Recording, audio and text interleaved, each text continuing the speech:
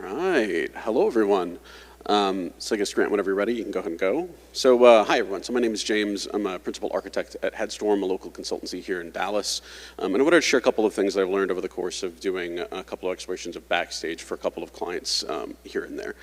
And so the first thing I want to talk about is why I'm giving this talk.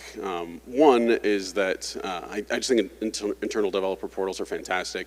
I think they have the potential to add similar productivity gains as like CI/CD pipelines did. I also want to help people succeed, and I love open source software.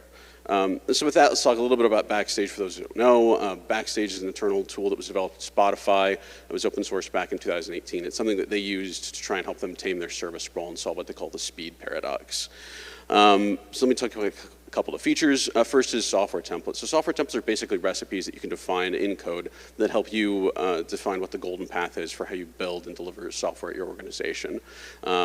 They're pretty neat. They let you add automation. It actually has a pretty nice task runner behind it too. Next is software catalog. This is basically a map that you can use to kind of see the different dependencies, the systems that you have, the teams that own these services, and kind of get an idea of where things actually stand with you from an organizational perspective. And then lastly, tech docs. This is something that tries to consolidate and have a consistent experience for all the technical documentation you might have. It's backed by an open source library called MakeDocs. In the end, it's all just Markdown. It makes it easier for you to have a one-stop shop for finding things. So before I do the tips, I want to talk about my core tenets, which is that you really want to focus on developer experience and minimizing effort to value. The key thing about rolling out a platform like this is that adoption is key. And so you want to not only make sure that you're focusing on making it a good experience, but you really in particular want to make it clear that the effort bar on this is going to be low, that when you roll this out, that people will be able to gain value from it, ideally with as little work as possible. The more you can give them, the less they have to do, the more successful your rollout's going to be. So first is authentication. So Backstage supports a number of providers out of the box. Big old list is here. You can add your own if you need to. And so you probably have at least a couple of these in your organization. What I recommend, though, is using an SCM provider for your authentication source. Reason being, Backstage has a lot of nice capabilities for being able to pull information about the current user that's logged in to execute tasks under their context, which can give you some extra auditability as well as extra guards around permissioning. Second, I really recommend that you build a lot of automation into your software templates. Don't just give a user just the ability to spin up a new repository that's based on a couple of parameters. Add in a working CI/CD pipeline. Add in hooks into your observability platform. Add in infrastructure as well, and maybe also consider switching to OpenTF while you're at it. And these are all just examples. Use the tools that you have. These are certainly not prescriptive. Next is automating discovery for the software catalog.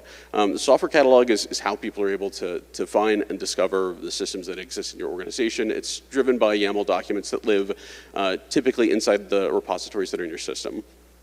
But if you have a lot of repositories, the easiest thing to do is just to scrape everything, insert it into a giant singular catalog, and then reference it this way. Makes it a lot easier to onboard people, which is, again, reducing the effort to value. Last step I have is generating some starter MakeDocs YAML files. I recommend doing a scrape of all the repositories, finding the YAML documents, and creating a sample file that has the list of all of these markdown documents, and then puts it in a PR with all these commented out so that people can organize them as they see fit. Because you won't be able to crawl and figure out the exact structure of the documentation, but you can at least identify where they all are. And again, it's about reducing effort to value, make it easy. Also to point out that this is an area that's rife with competition. There are many other players in this space besides Backstage. Backstage and Clutch being kind of the two open source, one Clutch coming out of Lyft. There are a lot of proprietary options also that are pretty good. But if you're more interested in open source, then you kind of got two choices right now. So in conclusion, focus on developer experience. This is definitely, if you build it, they will come kind of thing. Make it easy for people to get things. Secondly, reduce the amount of effort that they're investing in getting use of it, and focus hard on adoption. The more people that you get into the system, the more valuable it will be. Feel free to hit me up on the stage floor. I've certainly got more to say, but that's what I've got for now. So thanks, everyone.